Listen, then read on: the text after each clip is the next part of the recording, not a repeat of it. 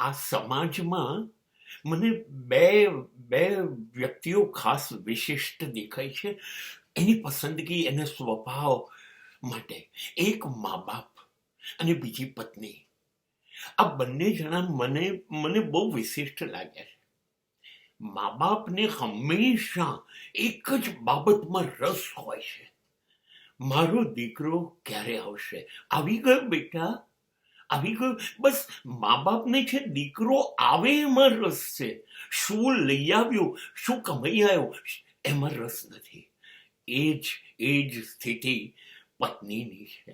સાચે સાચ પત્નીઓ કશું જ તમારી પાસે ઈચ્છતી નથી. તમે કરોડો અબજો રૂપિયાની વાત ન કરો, તમે મોંઘા ઘર, મોંઘા વાહનો, મોંઘા કપડા દાગીનાની વાત ન કરો. એ સલામત થઈ ગઈ છે તમને પરણીને.